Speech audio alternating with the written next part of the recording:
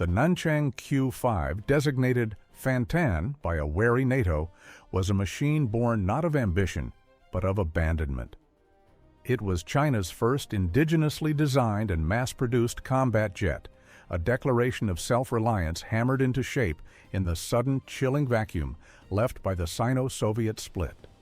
Conceived in an era of alliance with the Soviet Union and built in an age of acrimony, its story is one of geopolitical turmoil shaping aerodynamic design. The Q-5 was a fundamental re-engineering of the Soviet MiG-19 fighter, a project driven by the desperate necessity to innovate or perish. This aircraft stands as a testament to a nascent industrial power, wrestling a formidable, if deeply flawed, weapon into existence, embodying the brutal calculus of military aviation, where every design choice is a compromise, and every rivet a potential point of failure in the unforgiving arena of national survival. The genesis of the Q-5 lies in the harsh lessons learned by the People's Liberation Army Air Force, PLAAF, in the mid-1950s. The bloody seizure of Yijiangshan Island from nationalist forces was a success, but it underscored the critical need for a modern close air support platform to replace the aging, propeller-driven Soviet Il-10s that had proven their worth. The dawn of the jet age had rendered such aircraft obsolete, and the PLAF, then operating under the technological aegis of the Soviet Union, sought a supersonic solution. The foundation for this new machine was readily available: the Mikoyan Gurevich MiG-19, a potent twin-engine first-generation supersonic fighter that China was beginning to produce under license as the Shenyang J-6. In August 1958, the formal request was issued, and the project, initially designated Xionying 302, or Mighty Eagle 302, was handed to the Nanchang Aircraft Factory under the leadership of chief designer Lu Xiaopeng, a man who had studied aircraft design in the United States before the communist victory. A full-size wooden mock-up was constructed and approved in Beijing that October, and the path to prototype construction seemed clear. However, the project's trajectory was immediately and violently altered by the political cataclysm sweeping China. The Great Leap Forward, a disastrous economic and social campaign, crippled the nation's finances, and in 1961, the Q-5 program was unceremoniously canceled. The 300-strong design team was disbanded, the production line dismantled, and the project left for dead. Yet a small, dedicated team kept the embers of the program alive, and in 1963, with the worst of the famine having passed, the program was officially resurrected. On June 4, 1965, the first prototype, bearing no serial number, clawed its way into the sky with test pilot Tuo Fenming at the controls. The flight was a success but revealed numerous flaws requiring extensive rework. This period of refinement was further complicated by the onset of the Cultural Revolution, a decade of political purges and social chaos that wreaked havoc on China's technical and industrial base. Production quality plummeted as ideological zealotry often superseded sound engineering principles. There are accounts of young, inexperienced designers swept up in revolutionary fervor, attempting to disobey physical laws in their work, a philosophy that manifested in catastrophic failures like a static test airframe that simply snapped in two under 85% of its design load. Despite these immense hurdles, the Q-5 was pushed through, its completion having become a matter of national pride and strategic urgency. It finally entered serial production in 1969 and was accepted into PLAF service in 1970, just as Sino-Soviet relations reached their nadir with violent clashes along the Ussuri River. The formidable Soviet tank divisions massed on the border gave the flawed but functional Q-5 an immediate and vital purpose. The Sino-Soviet split, while a technological catastrophe that cut China off from advanced Soviet designs like the Sukhoi Su-7, inadvertently acted as an innovation catalyst. Without access to new blueprints, Chinese engineers were forced into a paradigm of forced innovation, undertaking a radical and ambitious redesign of the only suitable platform they possessed. The Q-5 was not a mere modification of the MiG-19. It was a fundamental re-engineering, a powerful example of a nation forging its own path out of geopolitical isolation. The anatomy of the Fantan is a study in compromise and clever adaptation, a physical record of the engineering decisions made to transform a high-altitude interceptor into a low-level striker. The most dramatic departure from its MiG-19 progenitor was the complete redesign of the forward fuselage. The MiG's characteristic central nose intake was eliminated entirely, replaced by a long, pointed, solid nose cone that provided the pilot with a significantly improved downward view of 13.5 degrees, a critical feature for a ground attack aircraft. This redesign also freed up internal volume in the nose for a planned, though never fitted in the initial versions, attack radar. To feed the hungry engines, a pair of semicircular lateral air intakes were positioned on either side of the cockpit, complete with short boundary layer splitter plates. This arrangement, while functional, was aerodynamically less efficient than the MiG's nose intake, contributing to a reduction in top speed. The entire fuselage was stretched by approximately 25% compared to the J-6, a significant alteration that served two purposes. First, it provided space for a 4-meter internal weapons bay and additional fuel. Second, and more indicative of the designer's sophistication, the fuselage was carefully contoured to conform to the transonic area rule.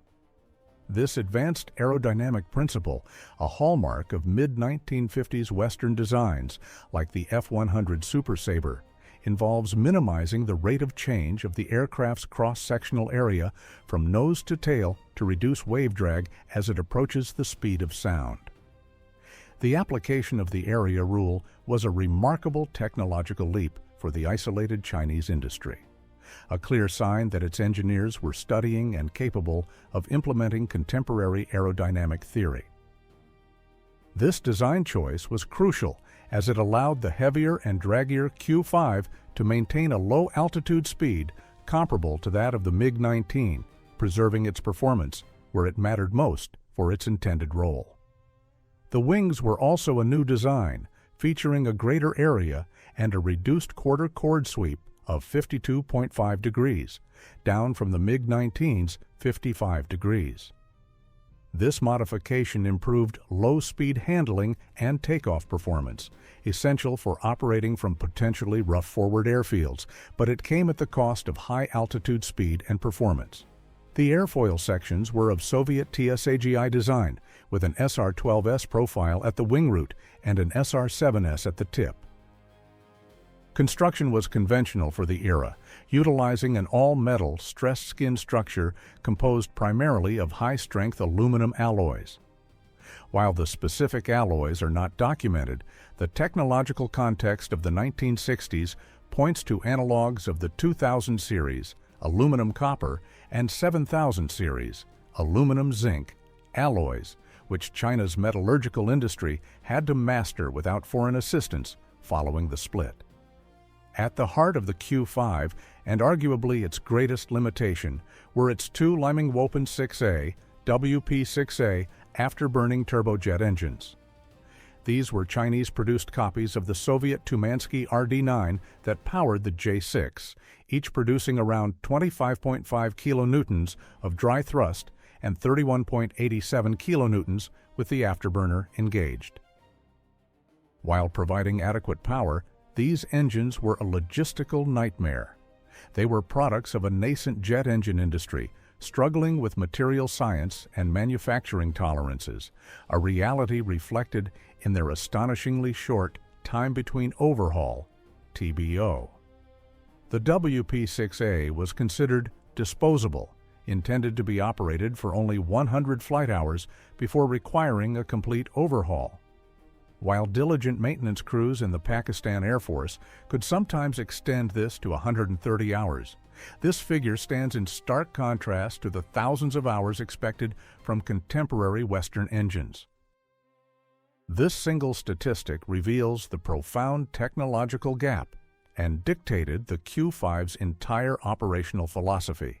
It necessitated a massive logistical train dedicated to constantly swapping engines and implied a doctrine that accepted high attrition rates, treating the aircraft as a semi-expendable asset to be thrown into the fray in large numbers. The offensive capabilities of the Q-5 were a direct reflection of its hybrid design, blending the legacy of a fighter with the requirements of an attacker, resulting in a weapons suite that was potent for its time but saddled with peculiar limitations. The fixed internal armament was a reduction from the 3 cannons of the J-6, consisting of 2 Norinco-type 23-2K 23mm cannons, one mounted in each wing root close to the fuselage. Each cannon was supplied with 100 rounds, a limited supply that demanded disciplined fire control from the pilot. The centerpiece of the original design was the 4-meter internal weapons bay, a feature likely inspired by the American F-105 Thunderchief, intended to provide a clean, low-drag configuration for carrying ordnance. However, this proved to be a classic case of an ambitious concept meeting the harsh constraints of reality. The Q-5 was a much smaller aircraft than the F-105, and its internal bay was simply too small to be practical for conventional missions, capable of holding a mere 2 250-kilo bombs or a single larger store. It was less a bomb bay and more a bomb closet. Its impracticality was a significant design flaw, and in the subsequent Q-5I variant, it was promptly and wisely repurposed to house an additional fuel tank, increasing the aircraft's notoriously short range by a staggering 70%, a tacit admission that fuel was far more valuable than the bay's meager internal payload. The bulk of the Fantan's striking power was carried externally. Later variants boasted up to 10 hardpoints, 4 under the fuselage in tandem pairs and 3 under each wing, for a total maximum payload of 2,000 kilos. The aircraft was cleared to carry a standard Warsaw Pact-style arsenal, including 50 kilos, 100 kilos, and 250-kilo freefall bombs, and unguided rocket pods of 57mm, 90 meters, and 130mm caliber. For self-defense, it could carry early infrared homing air-to-air missiles like the PL-2, a Chinese copy of the Soviet K-13 Atoll. The early Q-5's avionics were rudimentary, largely inherited from the MiG-19, consisting of a basic radio, navigation aids, and a simple optical gunsight, the SH-1, which restricted bombing runs to a fixed dive angle, severely limiting tactical flexibility. Perhaps the most compelling and secretive aspect of the Q-5's armament was its role as a tactical nuclear bomber. A small number of a specialized variant, the Q-5A, also referred to as Q-5GA, were modified for this singular high-stakes mission. Test pilot Yang Guoxiang, who flew the live drop test, recounted the significant engineering challenges of carrying the 1-ton, 2-meter-long hydrogen bomb. The solution was to carry the weapon in a semi-recessed position under the fuselage, using a special mounting and an ejection device to push the bomb clear of the aircraft upon release. On January 7, 1972, this capability was proven at the Lopnor test site, cementing the Q-5's status as a key component of China's nascent nuclear deterrent. These nuclear-tasked aircraft were often painted in a distinctive all-white anti-flash scheme to reflect some of the thermal energy from a nuclear detonation. The existence of this mission so early in the program's life suggests that the nuclear strike role was a primary design driver, perhaps even the main justification for the otherwise impractical internal bay, which was perfectly suited for the aerodynamic carriage of a single, large, strategic weapon. The Nanchang Q-5's long production run from 1969 to 2012 was characterized by a sprawling and complex family tree of variants, a testament to a philosophy of continuous incremental improvement and adaptation driven by both domestic needs and the demands of the export market. This evolution followed 2 distinct paths. The domestic upgrades for the PLAF were often conservative, focusing on rectifying the aircraft's most glaring deficiencies. The baseline Q-5 was quickly superseded by the Q-5I, the variant that sacrificed the problematic internal bomb bay for a crucial increase in fuel capacity and range. This was followed by the Q-5IA, which added 2 additional underwing pylons, a new weapon aiming system, the SH-1I, which allowed for variable attack angles, and basic defensive systems like flare dispensers and a radar warning receiver, RWR. The Q-50 further improved the RWR suite for better situational awareness. Specialized naval variants, such as the Q-5Y torpedo bomber, were explored but ultimately proved to be evolutionary dead ends, with their roles being passed to more capable platforms. The second evolutionary path was driven by foreign sales, which provided a vital source of hard currency and invaluable engineering experience. The most significant export model was the A-5C, developed for the Pakistan Air Force in the early 1980s. Facing a sophisticated adversary, Pakistan demanded significant upgrades, forcing Nanchang to integrate Western systems into the airframe. These modifications included 32 distinct changes, such as the installation of Martin Baker's 00 ejection seats, improved radios and IFF systems, and redesigned hardpoints compatible with NATO standard bombs, and crucially, Western air-to-air missiles like the American AIM-9 Sidewinder and the French Matra Magic. This market-driven pressure resulted in the A-5C being, in some respects, a more capable and versatile aircraft than its domestic PLAF counterparts of the same era. The most ambitious chapter in the Fantan's development occurred in the 1980s, during a period of unprecedented openness between China and the West. This brief window gave rise to 2 major modernization programs that represented a potential quantum leap in the aircraft's capabilities. The first was the Q-5K Kong Yun, a collaboration with French firms like Thomson CSF to equip the aircraft with a modern head-up display, HUD, a laser rangefinder, and an inertial navigation system, INS. Even more advanced was the Q-5M, a joint project with Italy's Alenia, then Air Italia. This program aimed to integrate the entire advanced avionics suite from the contemporary AMX attack aircraft into the Q-5. This was not a simple bolt-on upgrade. It involved installing a ranging radar in the nose, a new HUD and INS, and linking all systems with a MIL-STD 1553B digital data bus, the nervous system of all modern combat aircraft. A prototype of the export version, the A-5M, made its first flight in August 1988, representing the technological zenith of the Fantan design. However, this future was abruptly canceled. The Tiananmen Square protests of 1989 and the subsequent Western arms embargoes slammed the door shut on these collaborations. The cancellation of the Q-5M was a catastrophic setback, severing a vital link to Western systems integration expertise and likely delaying China's indigenous avionics development by a decade. The Fantan, which had briefly stood on the cusp of modernization, was frozen in time, an airframe of the 1960s permanently saddled with the technology of the 1970s. Later domestic variants, like the Q-5D, would incorporate some of the lessons learned, adding indigenous laser rangefinders and HUDs, but without direct access to the sophisticated, fully integrated Western systems the Q-5M had promised. To truly measure the Fantan, it must be placed in the context of its contemporaries, an exercise that reveals its unique nature as a product of compromise, isolation, and a distinct strategic doctrine. Against its direct parent, the MiG-19J6, the Q-5 represented a successful, if imperfect, adaptation for a new role.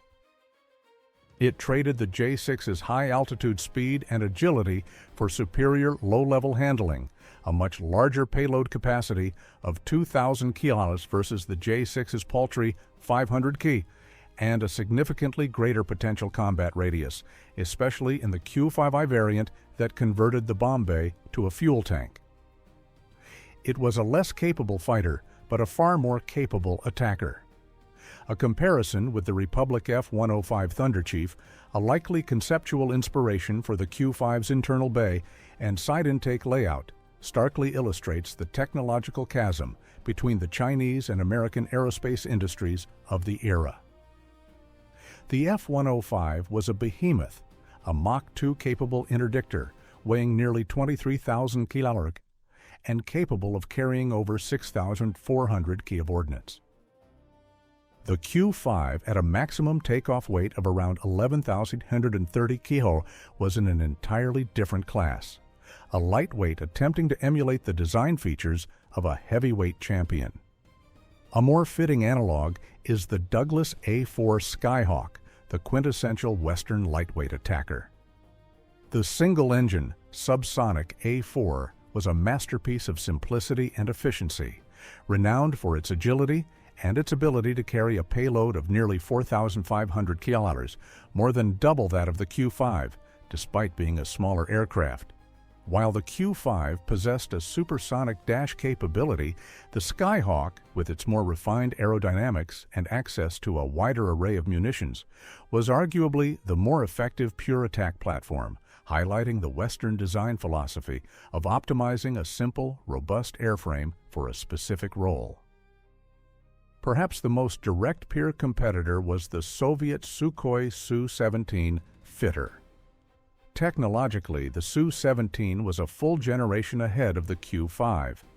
Its most defining feature was its variable sweep wings, a complex technology that provided excellent performance across the entire flight envelope, combining the short-field takeoff capabilities of straight wings with the high-speed dash performance of swept wings.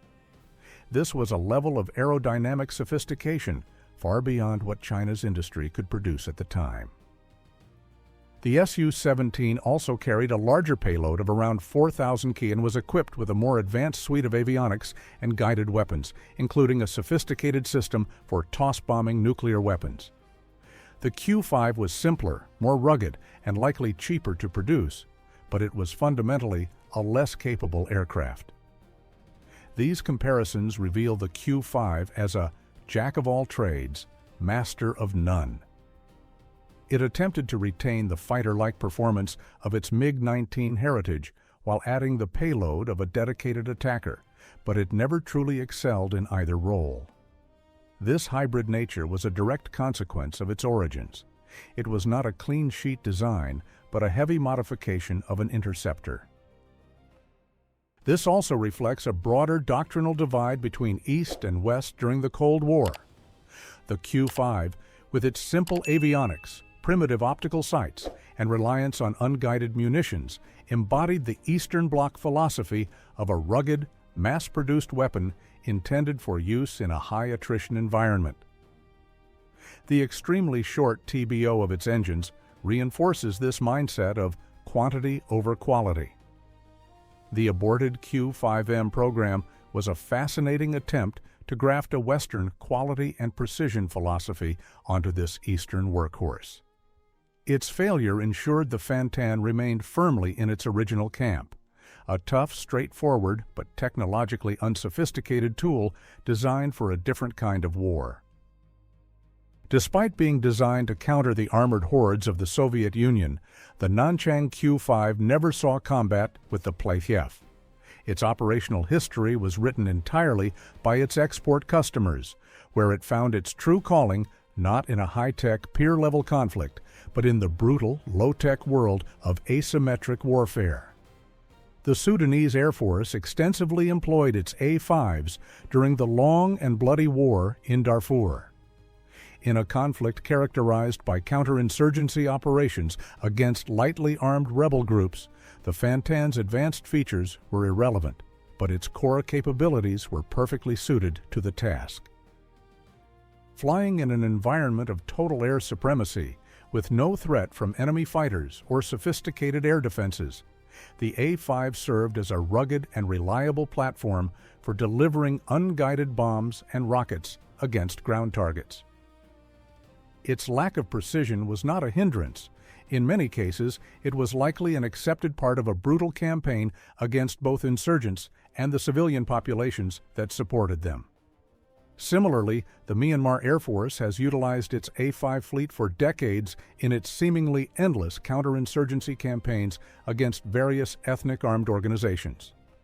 Here, too, the aircraft operated as a simple bomb and rocket truck, providing close air support to ground troops. This service was not without incident, leading to a moment of supreme geopolitical awkwardness in March 2015 when a Myanmar A-5, while conducting a strike against rebels in the Kokang region, accidentally dropped its bombs on a Chinese village in Yunnan province, killing several civilians. The incident forced Beijing into the bizarre position of deploying its own modern HQ-12 air defense missile batteries to the border to protect itself from its own exported military hardware. While no detailed pilot memoirs are publicly available, we can infer much about the experience of flying the Fantan. It undoubtedly inherited some of the notoriously difficult handling characteristics of the MiG-19, a demanding aircraft that was unpopular with many of its operators. However, the redesigned lower sweep wings were specifically intended to tame its low-speed behavior and make it a more stable platform for weapons delivery.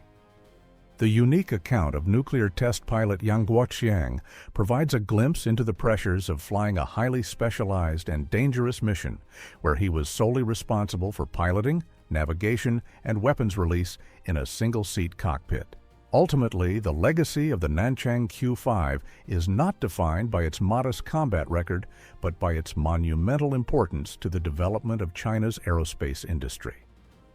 Approximately 1,300 Fantans were built, serving for over 4 decades before their final retirement from PLAF service in the 2010s, making way for far more advanced aircraft like the Xian JH-7. The Q-5 was the crucial first step away from simply copying Soviet blueprints. It was China's first indigenous design to reach mass production. It was a deeply flawed aircraft, born of crisis and compromise, with its impractical bomb bay, unreliable engines, and primitive avionics. Yet these very flaws provided invaluable, hard-won lessons. Through the Q-5, generations of Chinese engineers learned about advanced aerodynamics, the complexities of systems integration, the critical importance of engine technology, and the demands of the international arms market. It was, as one analysis aptly put it, ground zero for the current Chinese aviation industry. Without the painful experience of designing, building, operating, and attempting to modernize the Fantan, the foundation for China's modern formidable air power would be significantly weaker. The Q-5 was not a great warrior, but it was a harsh, necessary, and ultimately indispensable teacher,